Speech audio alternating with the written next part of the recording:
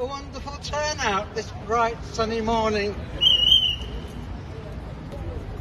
I have to go in a few minutes, so I can't stay out here too long, but just to say... Sorry? See him in 14 years. Well, that's the irony, isn't it? If you oppose genocide that's happening in Palestine, then you are liable under a complete legal pretext to 14 years in prison. However, if you download hardcore child pornography, your name is Hugh Edwards, then you'll get 6 months suspended sentence, and that is the priorities of our law and order. Of course, we all know what it is really about, and it's using the terrorism laws not to fight terrorism or bombs in marketplaces or whatever. It's to suppress free speech and the right to protest and the right to dissent. And that is really what is happening today. I noticed that there's been a lot of favourable comments about HTS having taken power in Syria. Now, excuse me, forgive me if I'm wrong, but aren't they a proscribed organisation? And yet we've had lots of favourable comments in the press and the media and the BBC, and I don't see the anti-terror police feeling any colours in that direction. So I think we know what it's about. It's not about terrorism. It's not about breaking the law, a law which is incredibly vague anyway. It's about support for Palestine, and exactly the same is happening with the Kurdish community in London as well.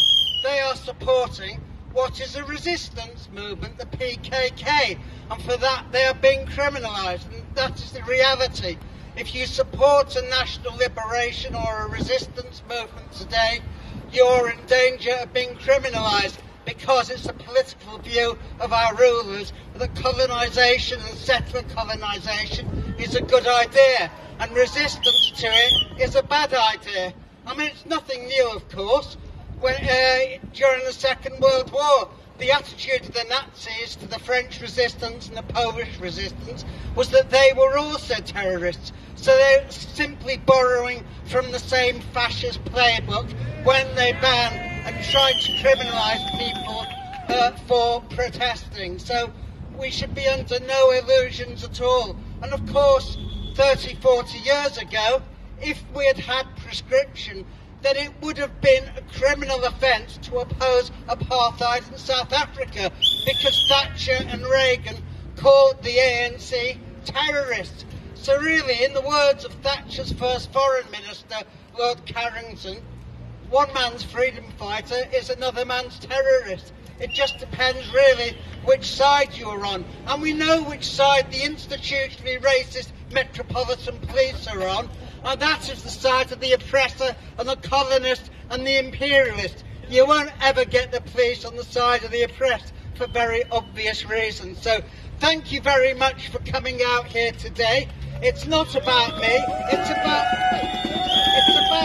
all of those people who've been arrested and harassed and had their equipment stolen by the anti-terror police up and down the country. People like Richard Medhurst, Sarah Wilkinson, Asa Winstanley, and so on. We know what you're about, and we got wise to it. You don't like those who oppose genocide. And it is ironic, of course, there is an International Criminal Court Act which makes aiding and abetting genocide a crime, punishable incidentally by life imprisonment. I've yet to see Keir Starmer and David Lammy arrested, but I look forward to that. So thank you once again.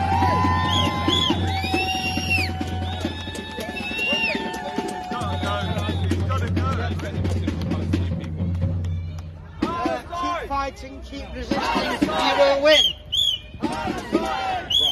Yeah, it's as simple as that. History is on your side, but of course colonisers need to be prized out of where they are. But the battle is, justice is on your side, and you will win eventually. Thank you very much. Yes, thank you.